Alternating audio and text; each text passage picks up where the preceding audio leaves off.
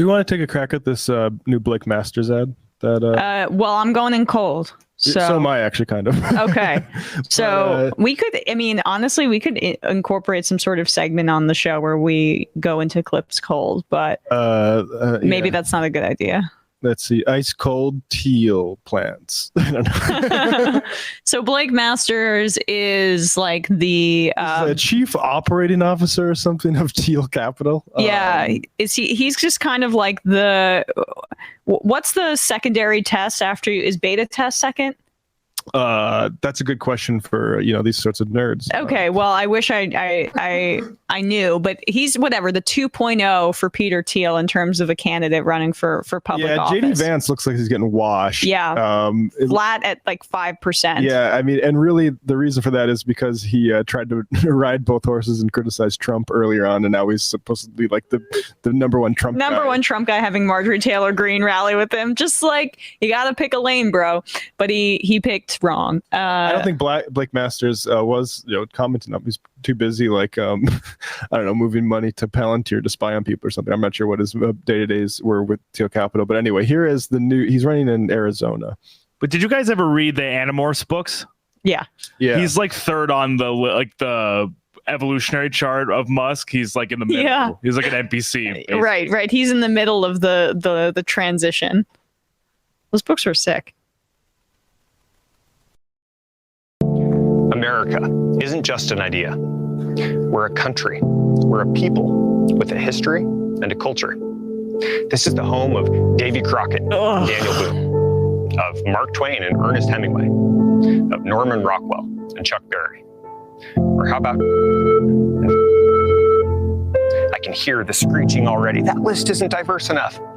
That's all these people can talk about. But when's the last time you heard NPR talk about American greatness? When's the last time you heard a leftist say anything good? That's regularly on NPR. So hold on. Did he bleep out himself as some sort of censorship thing? Oh, I don't think he meant himself. I think he probably would have named like Philip Roth or something like that. Right. Okay. But just so he's trying to make some point about like the canceled culture heroes. Yeah, what he said was Gary Glitter. You can't listen to Gary Glitter anymore. Oh, the horror. Let's play a little bit more. No more Bill Cosby for you. And I just want to say, like, America has lots of different cultures. It's not a culture. Like, it has a whole bunch No, it's of a culture. Cultures, regional cultures, various different populations, like not a people, but many different sorts of people. And those things are all rightly described by leftists as dog whistles for nationalists and fascists, in my opinion. Anyway, you can continue, Brad. At all about our people. They don't do it. If it were up to them, we wouldn't even exist. That's why they're obsessed with tearing down venture statues. capital people? I'm Blake Masters. I'm running for the U.S. Senate in Arizona, and I approve this message because I am proud to be an American.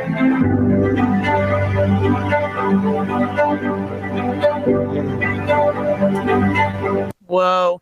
So we're one culture, like as you're saying that, right?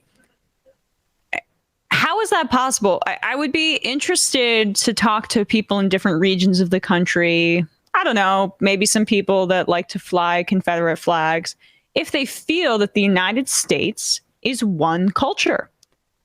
Well, no, I mean, but it serves a dual purpose for someone like Masters because it should be one culture. We should erase the cultures of others and fall under like this one dominant hegemonic culture, and that is one of white people. America's definitely been too tolerant of certain cultures, like Confederate culture. We should have, frankly, like instead of colonizing the rest of American land, we should have colonized the South after the Civil War with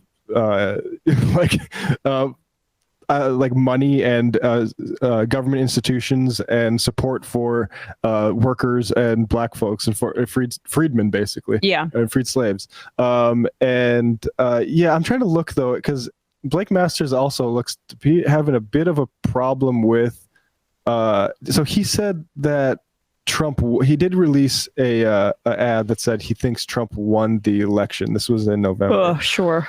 But I don't think he was. The video would have been enough if Masters believed what he was saying, but the rest of the video, very ad suggests he doesn't. Right after his profession of faith, Masters changes the subject. Rather than echoing theories of stolen votes or hacked machines, Masters contends Trump would have won if mail-in voting hadn't been expanded and social media platforms hadn't censored damaging stories about then candidate Joe Biden. So it's interesting. He's playing a little bit of like he's riding the fence. Yeah, he's riding the fence. Well, Like, I mean, and that, these guys. It's not like that. Never like that playbook hasn't been successful for another Peter Thiel candidate. Oh wait.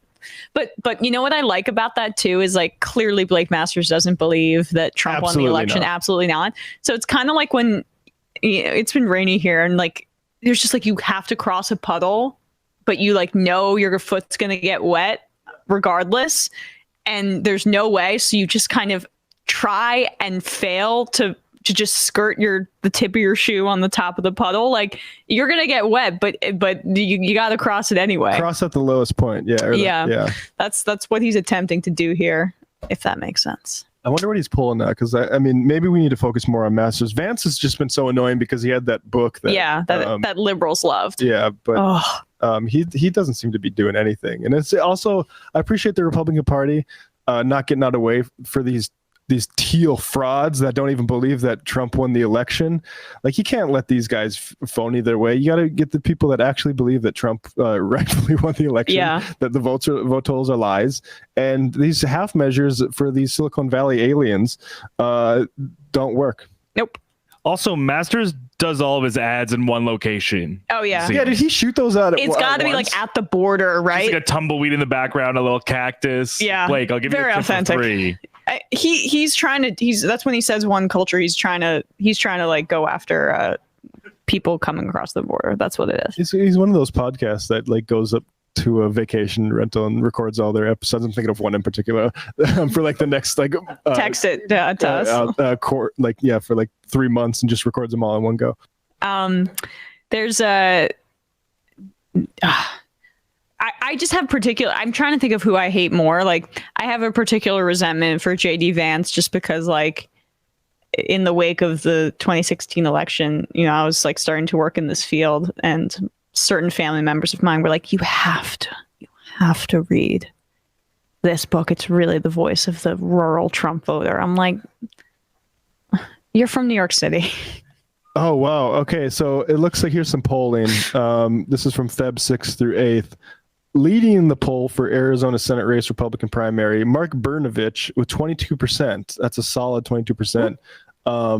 Who is the Arizona Attorney General, by the way. Okay. And so Blake is second with 12%.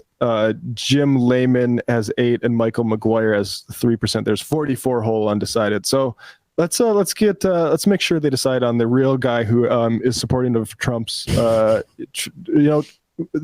You got to support Mr. Trump all the way. All the way. And I don't like the way that these Peter Thiel guys are, half in, half out.